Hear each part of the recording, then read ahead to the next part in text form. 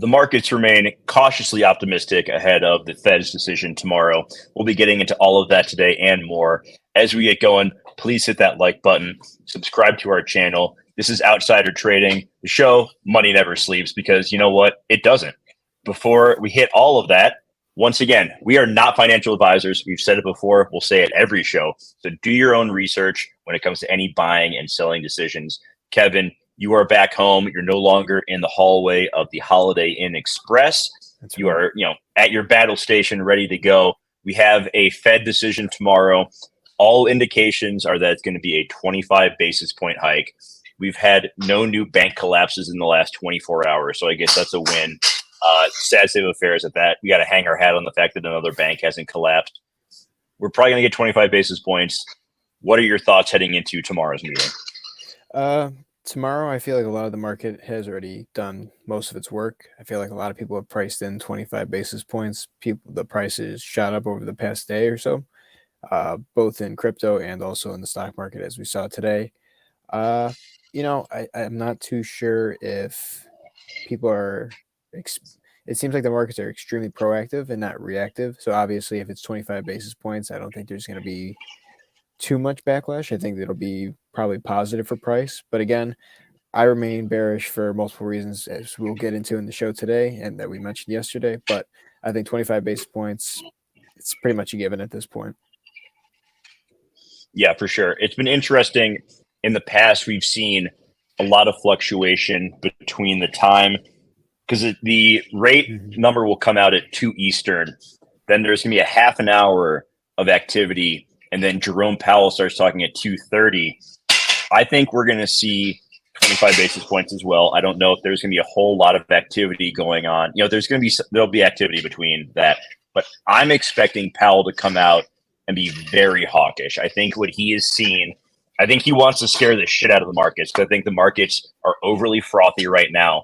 I think there's too much, excitement in the stock and crypto markets around, the possibility of rates going down sooner than we had previously expected. And I think Powell is going to put a lot of strong language out there to scare the markets. So I wouldn't be surprised if we see, 25 basis points, the markets respond positively in that half an hour period. But Powell comes out and he is very, very hawkish and paints a not so great picture of what's to come when his presser begins. Yeah, I couldn't agree more. Again, I think that a lot of the people who were talking about there being no rate hike were speaking on behalf of Powell. Powell is his own man. I think he's definitely more in tune to fighting inflation than he is about what bank's going to collapse here or there. Obviously, the Fed helped out a lot of banks, but point is, I think that he still remains extremely steadfast and convicted to bringing down inflation. I think the fact that the markets are again, I just said it, but they're extremely proactive. They think that everything's going to be okay, that we're getting ahead of this, that we're actually going to see a pivot, that we're not going to have rate hikes, that things are going to get back to normal. I think he's going to have to be hawkish, like you said, because this is going to get out of hand again. We're just going to see people start spending. We're going to see CPI and PPI potentially, increase if we see a lot of money flowing into the economy. It's unfortunate, but we're not out of the woods yet, and I think he knows that, and the market and a lot of people are just denying reality at this point. Bundy, let's fucking go, indeed.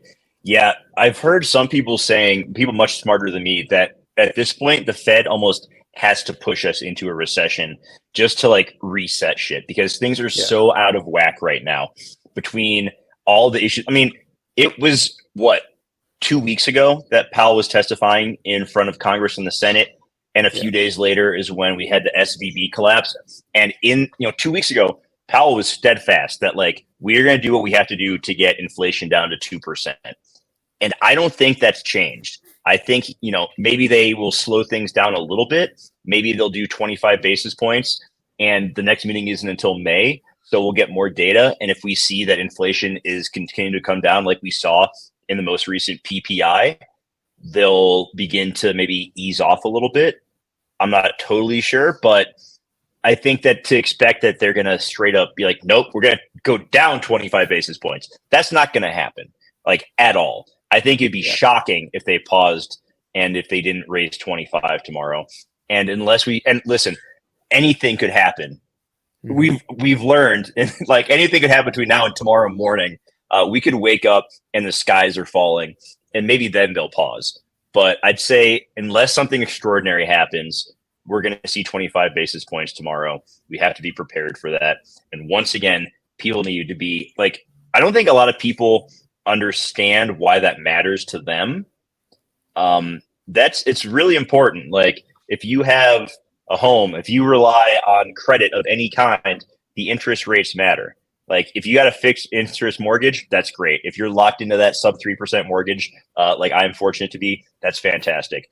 But if you're carrying credit card debt, that quarter of a point, that shit adds up over time. It may not sound like much, but these things are important and you should be paying attention to them.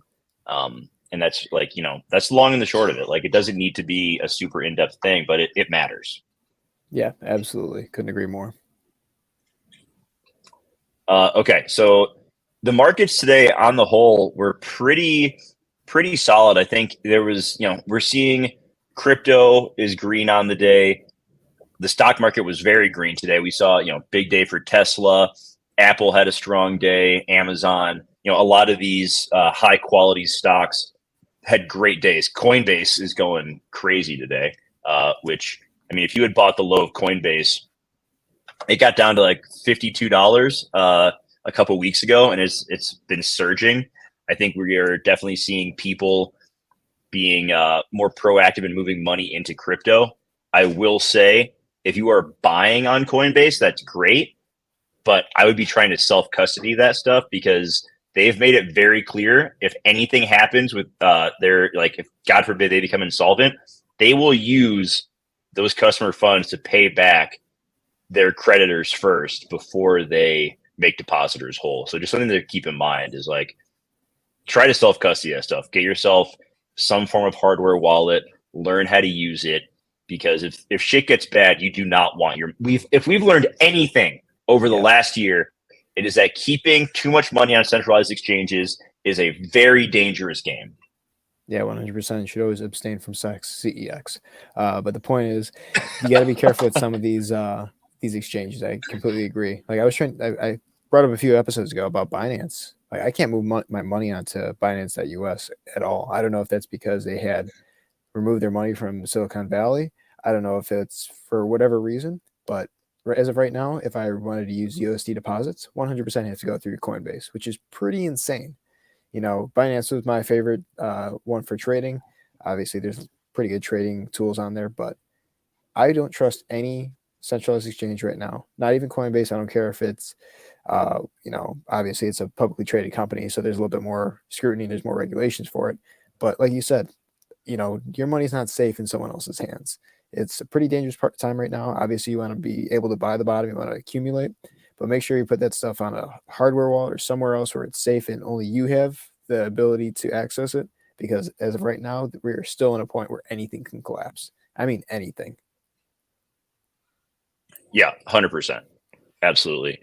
And I don't know. I think we need to have a talk about at what point are you going to redeploy back in? I saw a really interesting stat today kind of around, there are a lot of big funds right now that they don't even know when they want to get back in the markets. Like a lot of them are still out, but we've also seen plenty of data from the last few bull markets that show that more than half of the money to be made in these cycles happens in like the first 10 days of when like it gets going. And that's been like in the traditional finance market. So it's kind of, and this kind of goes to our discussion around, you can DCA yourself in, but you can also DCA out. Like when do you take profits? All that stuff is tough to figure out.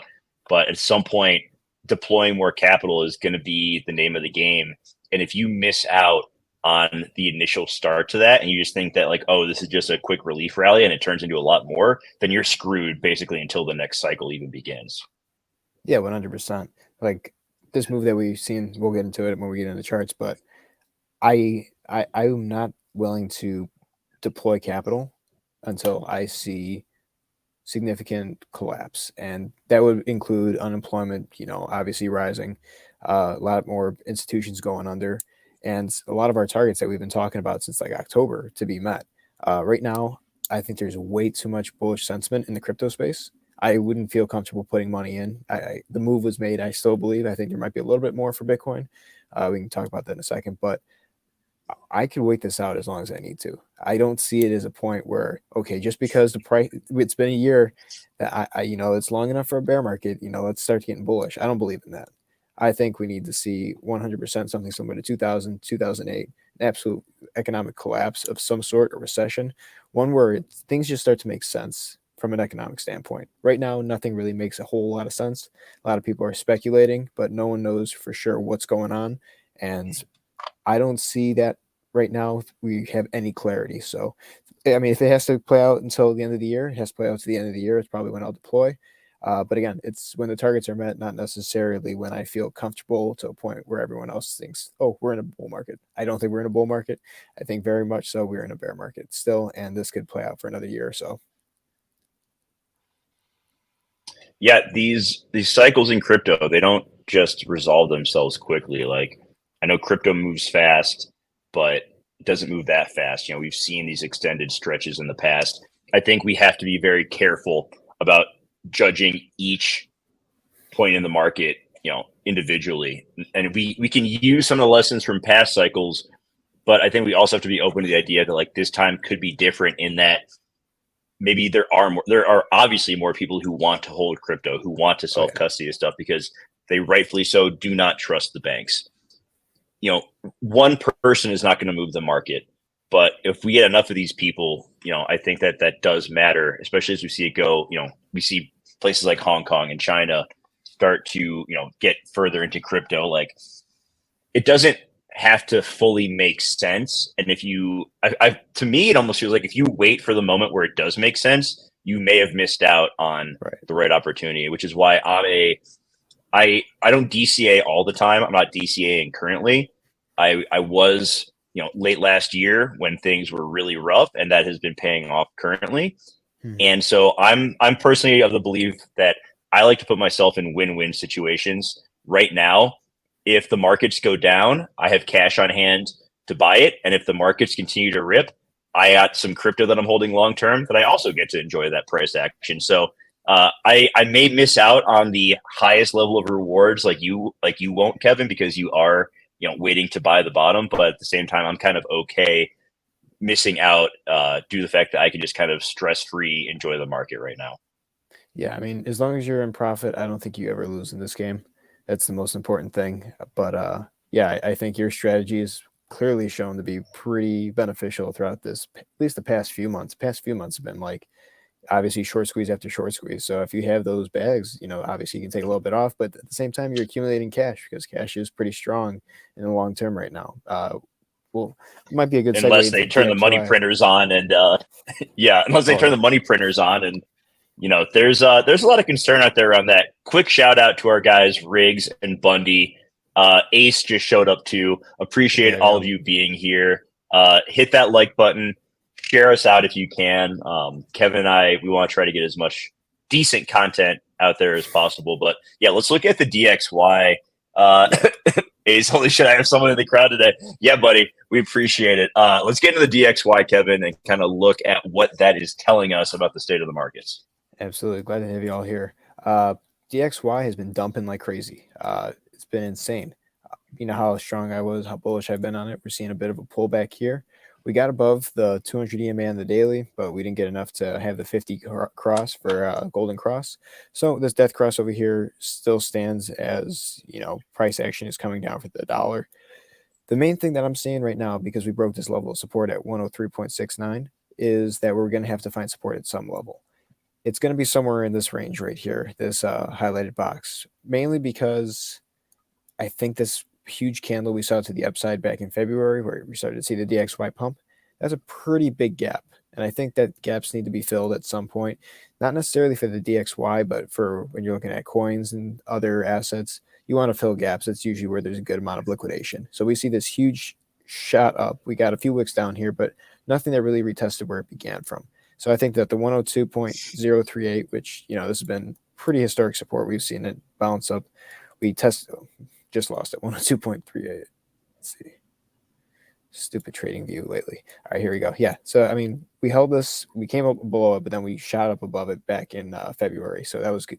Bullish sign for me. Ace with some great insight here. What did Ace say? I love flipping I gaps. love filling gaps. Yeah, Gotta love it, guys. Okay, so we got that historic support level. Yeah, and then if we look in the weekly and stuff like that, we see that the stochastic RSI is coming from overbought down. It's the momentum's to the downside right now. So with the amount of bullish sentiment that we're getting right now, the DXY I think is just moving 100% on news. A lot of people are speculating that the Fed's going to pause, the Fed's going to flip. Obviously, that's great for risk assets, not great for the dollar. Also, the fact that they came up with the bank term funding program. I think a lot of people are expecting that to lead to hyperinflation. Therefore, the dollar is probably going to go down. I disagree with that. I think that is a huge misconception that's going on in the space right now.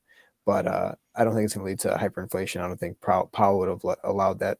So what I'm seeing right here is we're probably going to come back down here, test the 102.038, and hopefully we hold support there. This could go all the way until, I don't know, maybe May, June. We could just see it come down. This is obviously the weekly chart too, so it's going to take some time. We need, weekly closes on Fridays, so it's going to take time until we get to start seeing some of the bigger play right here. But right now, DXY is coming down. I'm not surprised going into an FOMC meeting where everything's pretty much priced in. Yeah, it'll be once again interesting to watch this move tomorrow as Powell talks, just like every other token. If he comes out there very hawkish like we expect, I would imagine the DXY is going to take a move back up.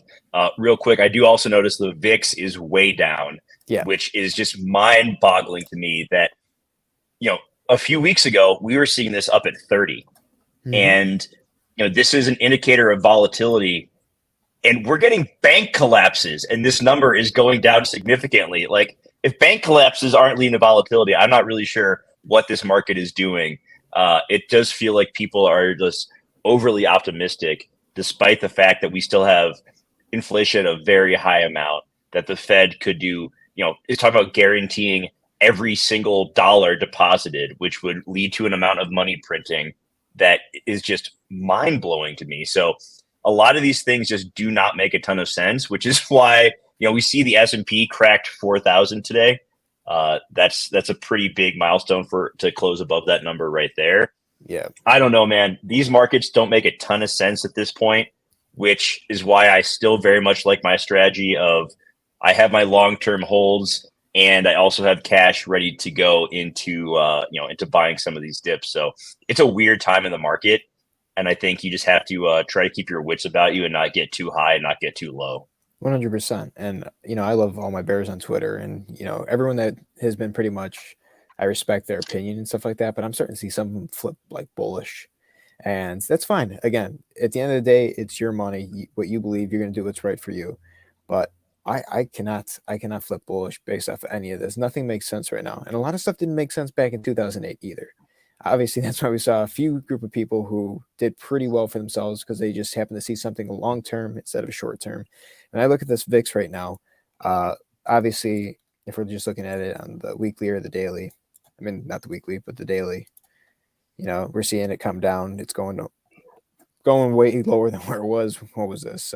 When SVIB was about to collapse, we saw it just shoot up to. Yeah, dude, I remember that day. We were watching it it was going 30. During the show. It went from 26 to 30. And I was just like, what in God's name? And we've said for a while now that we have not exited a bull market without the VIX, hitting 42 or 44. I forget the exact number offhand, and if you want to go back and look like long term, it is a very consistent data point. So I still think there is more volatility to come. That spike is insane. There's more volatility to come from the VIX. Yeah, that's an interesting one. And if you go back even further, go to 2008. Like we see, like just really go to the all-time, move it to the all-time chart on the bottom there, and just show because it's easier to see that. Go to all-time because you see, like, look at the consistency of these patterns. Like, history doesn't always repeat itself, but it sure as shit leaves clues. And this is one that we're getting for sure. Why did my camera just get all blurry out of nowhere? There we go. Yeah, I couldn't agree more. Okay. So I still think there's more volatility to come. I gotta find myself now. Oh man, I messed up my chart, man. All right, now it's a 1 minute. That's why. Well, So here, let's move on from the VIX. I know we want to look well, at Bitcoin dominance. Ace brought yeah, it up as well. Go ahead, Kev. we'll do. Last thing on the VIX though, we can see that we're trading in this triangular pattern here. Keep hitting top, bottom, head, ass, head, ass. We're going in this pattern. Got close to hitting our head, but looks like we're probably gonna come down and hit our ass here. But we're getting tighter in here, and again, I don't think it's gonna play out all the way till 2024. I mean, it could, but the point is, at some point, it's probably gonna break that, and that volatility. Obviously, as we said, 40 or so. That's right around here. If it's going to get there, it's going to have to break it at some point throughout this pattern that it's trading in. So it'll be interesting to see, and that break could be catastrophic because it's finally breaking structure. So again, eyes on 60. That's my opinion. I know that might be yours as well still, but VIX definitely something to be watching. Maybe not so much right now, but when you least expect it, that thing could rip. Let's go to Bitcoin. Bitcoin has been very interesting because excuse me. Yeah, I was talking about the supply zone that we were hitting yesterday. There's still a possibility that Bitcoin could shoot up a little bit higher. I think that it's possible that we can go to 30, 32K in that range. But when I'm looking at this right now, current price, it's not too different from where it was yesterday. And I sent out a tweet as well, how if we're in the supply zone, it could trade here for a little bit. This could be a potential place of distribution where people who are offloading Bitcoin are offloading it to retail, dumb money. People are buying the top and unfortunately are probably going to sell the bottom. So when I see that we're still trading in this and we're overbought, we're probably going to see some correction to the downside. Is that before or after FOMC? No idea. Could this be a few days of just trading up here at the top level of this? Absolutely. If we see the volumes are coming down, that was something that we pointed out yesterday, and we're seeing obviously pretty good move away from the 50-day and the 200 EMA. They tend to bounce off at some point. Currently, we're going to have to find some way to fill this gap. Maybe Ace can do that for us, but the point is, we're just a little bit too far away from the moving averages, and we're going to have to retest that at some point. Maybe the 50 comes up to the bottom part of the supply zone, and we bounce off that and we go to 30. But at the end of the day, it's going to have to come down at some point. Let's look at the weekly. Like the weekly, we were pretty overbought too. I mean, we've been overbought since, what is that, January? It's going to come down. It's going to take time. We're getting that 50 and that 200 getting pretty close here. Obviously, this pump up here has made the 50 go up a little bit. Maybe that drags the 200 with it, and then we just see some negative price action once we finally hit a local top. But once that 50 comes down above the 200, that's the death cross that we're getting on the USD pair, or this USDT pair. I think this is USDT. Yeah, this is USDT. The USD pair already got it. And there's a bunch of other coins that have already hit the death cross. Death cross doesn't necessarily mean that the price is going to go down instantly. We've seen actually in history where when we've gotten a death cross, we saw a little bit of a pump right after, but then it was just negative price action where we got to huge macro negative price action downside afterwards. So it's something to keep an eye on. Again, when I play this game, I'm looking to what's going to happen 2, 3, 4, or 5 months ahead. Right now, I'm seeing exhaustion. I think that there's a lot of liquidity that's building below as people are going long late, and we're getting close to tops. Like we're just hitting stuff. Like there's tons of resistance right here. This is all support. Came below it. If we don't break above it, obviously this becomes resistance. That's strong resistance. Then you're going to have to test support somewhere below. Where that is right now, I have no idea. Maybe right here, 25. Again, it's a game of liquidations. Maybe we go further than support, and we just we're trading at. I appreciate your honesty. I appreciate you not like being a moon boy and just throwing out like the hopium number. Oh yeah, 100%. There's too much of that. Let's get realistic for a few months. That way we get rich 2 years from now. Let's see. Yeah, so that's what I'm seeing with Bitcoin. But again, this isn't the chart that really interests me. And let's do what Ace wanted. We're going to do Bitcoin dominance because this is the one that's absolutely insane. All right, right here, this is the collapse in last year when we went from, 34,000 down to 17,000. So a 50% drop in Bitcoin. Bitcoin dominance was right here at 48.49%. The height of where we were yesterday is 47.487. And this valley, this trough in between, this is where we've been trading for the past year between June 2022 to currently March 2023. I mean, the fact that we're up this high and the Bitcoin price is shooting up, I mean, it's we know what comes next. So if you see negative price action, we've seen a pretty overbought Bitcoin price right now. Most likely, Bitcoin dominance is going to drag everything down with it if Bitcoin decides to act negatively. Like people start selling Kevin, Bitcoin. Yeah. real quick, can you once again? I know it's going to mess up your chart probably, but can you zoom out to like look at previous cycles as well, so we can kind of see, what happens when Bitcoin dominance hits that level? I mean, yeah, 100%. So let's see. So obviously, Bitcoin dominance 100% the beginning of history.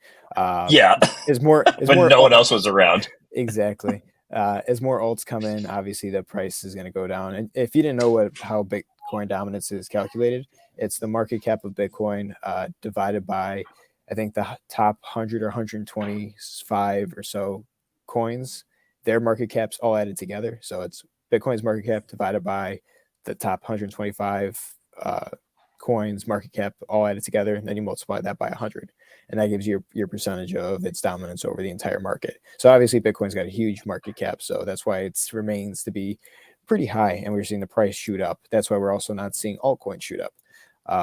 But since we're seeing this right now, if we go back, let's see, it's kind of hard too because Bitcoin's extremely young. Like the only type of financial crisis I could think of is probably March 2020. Let's go to it, see if we can find it. March 2020. Well, the thing you hear from the Moon Boys right now as well is like, okay, it's the start of the cycle. Bitcoin goes up, and then ETH is going to go up, and then the alts are going to follow suit. It's going to go in that order. And I'm not, and I know you're not either, convinced that that is going to be the case at this moment in time. No, because this feels like I'm sure as shit not a banking expert, and I don't know what anyone else should do with their money. But it feels like everyone's kind of with the mindset like, okay, Bitcoin is pumping, but is the pumping because we're back in the bull market or because people have seen what's happening with the banks and they just want to put some money in Bitcoin right now? When in reality, we are not anywhere close to the start of a bull market. I have no idea. Yeah, it's really weird right now. And obviously, again, I'm so cynical. I honestly think that's almost like a play that institutions kind of want because that's just adding liquidity to maybe for them to exit positions. But it's really scary. Like you and I have talked about this a million times. We don't know where to put our money where we feel safe, where I could sleep at night and just be okay. I know where it is when I wake up in the morning. Maybe your mattress. I don't know. I'm not a financial advisor. Point is, I'm looking at this and people are putting their money in the Bitcoin. They're feeling extremely bullish, but the price is so high and dominance is so high that, we start seeing negative price action. We're just going to see everything else bleed with it because it's just going to be a mass sell-off. So at, what is it currently at 27, 28K? Could it go up to 32, 33K? Yeah, absolutely. 100%. But I'm not going to buy Beanie Babies. Bundy, that's what I'm talking about. 1 million R. 1 million Arbor bust. Stay tuned for our show tomorrow then. Or no, it's Thursday, right? The airdrop is? ARB is, yes. ARB, Thursday. the claim begins at 10 a.m. Eastern on Thursday. We can talk about that too. There have been so many threads being put out on Twitter with their price predictions, and all these people's price prediction threads are in like the $12 to $15 range. And I think that's crazy. And my distrust of anyone on Twitter is just telling me that means that these people are trying to really like build this FOMO up and push the price up so they can just like dump on their followers. That is my immediate thought. And Kevin and I are going to make kind of a segment on the show where we're gonna trade. We're not day traders by any means, but we're gonna try trading ARB, and we're gonna see how this goes. I'm gonna use my ARB airdrop as the guinea pig in our experiment here, and either it goes to zero or Kevin and I are just going to secure the bag. So hopefully it is the latter and not the former. 100%. One thing actually, there's two other things I want to go into, both somewhat related to technology, but XRP, we saw a massive pump today. Like this is the weekly candle for XRP, but this is the daily candle. And yeah, this is like insanity that I'm talking about. This almost like gets me upset because I'm just like, what's going on in this world? What happened? What news came out about XRP that led to that kind of candle? So for the 90th time, people are expecting that XRP and the SEC are going to settle the case. And, it probably will end in a settlement at some point, but this has been going on for so long. And this month is going to be the different. This is going to be the change in the sentiment that, I don't know, maybe XRP is going to beat the SEC this month when banks are collapsing. I don't know. I think a lot of people are just really afraid where to put their money. I mean, technically, it was probably a good opportunity to get into XRP because it was fairly cheap, and we're also hitting the bottom of this parallel channel. You can see right here, we were right around here for the past few days, and then I guess in 1 wick we fucking went straight up. So we crashed right through the top of it. But when I look at this, there's tons of things that I don't like about XRP right now. Obviously, in the daily, we put the stochastic RSI. We're getting in that. Way to go, Riggs. Good boy. Yeah, it's just so insane. I'm looking at this, and let's look at the weekly. So obviously, we're trading in this parallel channel. We broke above it. Right now, we were right around the 200 EMA, but 50 went right under the 200 EMA. That's a death cross. And maybe this is what I was talking about. We see the pump right after the death cross. And then, in a few days, few weeks, months, you start seeing the actual negative price action that's to come. So this could be a 100% an exit pump. The thing that scares the heck out of me, though, is people are speculating on this. This is like what seems to me a buy the rumor, sell the news. And we're going into an FOMC. We're seeing tons of green on the day. But XRP, I don't think this case is going to end anytime soon. Just because it's the end of the month and they're supposed to get some results back from the judge. I mean, we've heard that a billion times before, and we've seen the price react negatively, or just bleeds out over the next course of a month or so. So when I look at this, I think this is just a little bit of insanity. People are FOMOing in. People think that if Bitcoin's going to $1 million, XRP is going to 10,000. It's that type of mentality. Just more liquidity in space, and we also know that XRP is, I won't say centralized, but a huge amount of Ripple is owned by.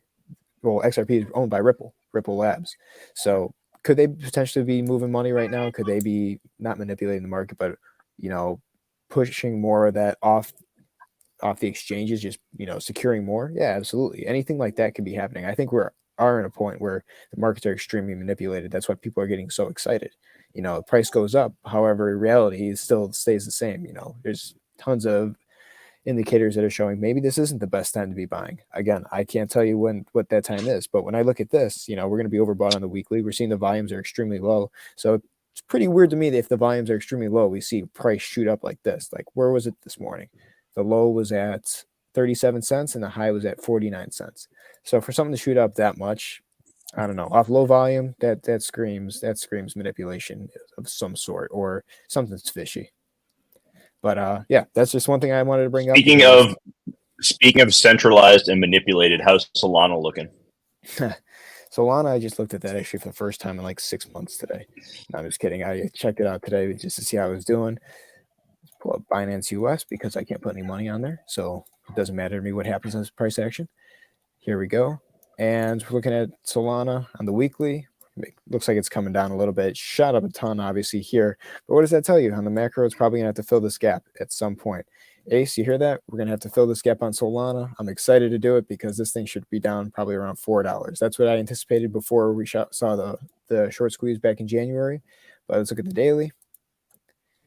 And we're overbought. We also made a lower high as of right now. We're below the 200 EMA, clearly on the daily.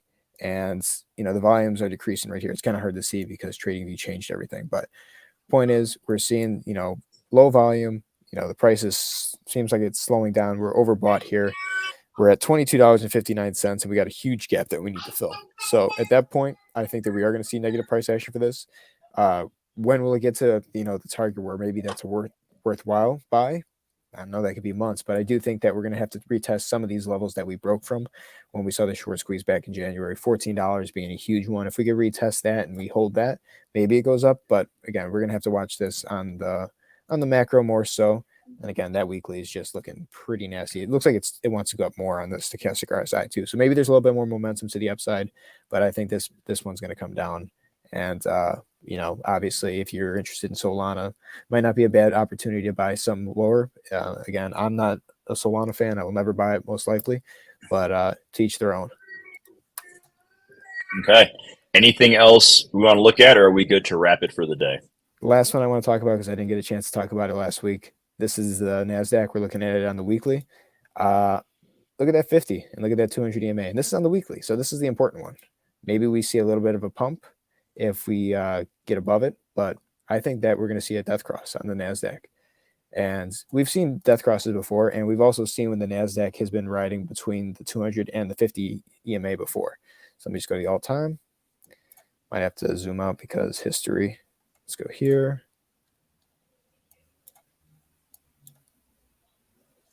This is the monthly. That's why. Let's go weekly. Man, I got to figure out how to do it. Here it is. There it is. Look at it. All right. Getting close, right? Getting close. Making a lower high. But we saw this nice little pump here back in May of 2008. Came down a little bit. Oh, look. Oh, no. Death cross. Death cross. Boom. And it shot us all the way down to the low, which was in November. It actually played out a little bit later than September. It was November of 2008. So again, perspective is everything. Zooming out, there's a lot that the charts tell us. There's markers everywhere when people don't see things. And one thing I'm seeing right now is that is looking like we're getting some good contraction. So it's either going to go one way or the other. I think it's going to go the way that a lot of people aren't hoping it does. I think it's going to be a death cross, and that goes for S&P and also for the Dow Jones. I don't think we're out of the woods. We can be as bullish as we want in the short term, but when I look at things long term, the story is still the same as it was a few months ago. It's just, again, I'm not going to be timing the markets. It's just about time. When it decides to go, it will go. And are you taking the necessary steps right now to make sure that you make the most of this opportunity? That's something you should question yourself, ask yourself. Right now, just, I don't know. I don't feel bullish. I feel numb almost. And I mean that in a good way. I feel numb, like I'm not worried about anything.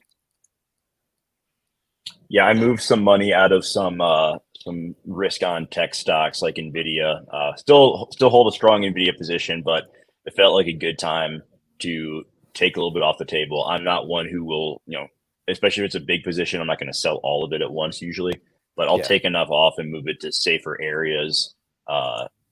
Right now with the rates as high as they are, try to find some fixed rate options that, are going to get me a nice return in the short run.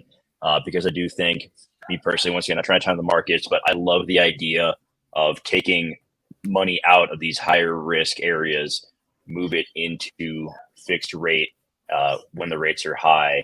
And if it plays out the way I think it's going to play out, once, those shorter duration ones have matured, I'll have some money to move in when I think the markets will have dumped. And so I feel like that, for me personally, that's the right play right now, is looking at some of these shorter duration, 3 to 6 month notes and putting, some of my gains in there, letting it play out. And I think down the road, we'll see the market take a dump and I'll be able to redeploy that capital back in. So that's something I'm trying out this time around. I think when it comes to, for some people, if you're not willing to be very active in the markets, keep your money somewhere safe, like, some good mutual funds, whatever the hell you want. But for those who want to be more active, want to try to improve as a trader long term, working on some of these strategies, seeing what works best for you, it takes some trial and error. And so I'm willing to do a little bit of that right now. Yeah, 100%. Again, it's a matter of making money, because obviously you can make money in a multitude of ways. You can either trade it and risk, what you're putting in, your capital. You could be patient and let it grow. Or you could just, put your nose down, do what I'm doing right now, work 10 jobs, and hopefully that you have enough when the market's ready to dump. And at least you know that you have cash. Hoard copper like Ace. That's, again, a great strategy. But we should start doing TA on copper prices just for Ace. I mean, we could. I wouldn't be opposed to it. We'll do it right at the beginning of the top of the show. But yeah, I think that right now you just need to have cash flow. You know what I mean? Like that's going to be, I think, the play. Like if I was a kid right out of high school, wasn't going to college or anything like that, just as many jobs as I possibly can, just learning as much as you can. I think there's going to be a multitude of opportunities in the next 2 years.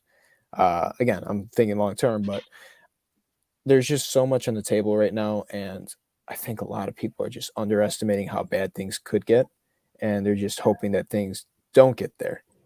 I can't promise that to anyone, and you can't promise that to yourself. It's wishing one hand, shit in the other, see which one fills up first. Reality is probably going to take a huge dump in your hand.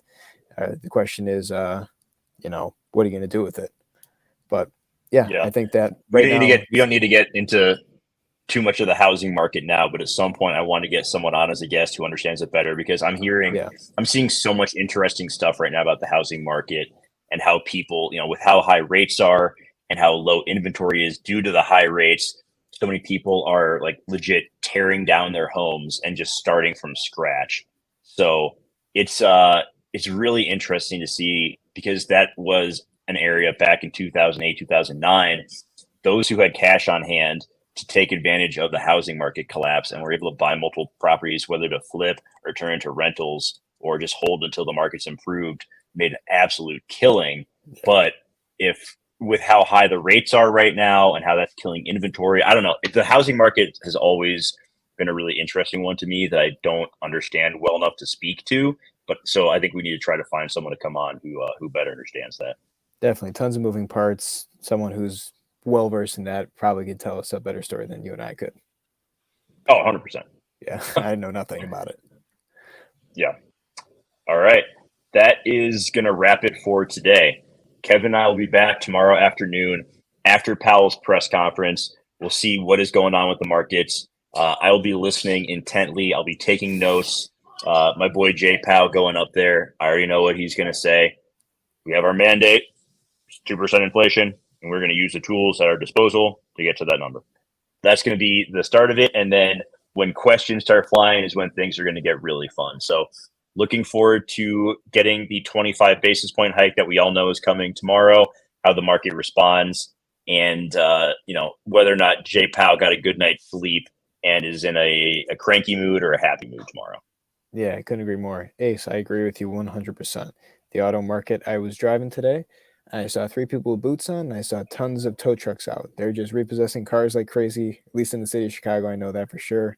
And yeah, we also saw Amazon just lay off 9,000 people. So the great unemployment is not here yet, but it's on the way. And yeah, you're 100%. People are going to start defaulting on these loans.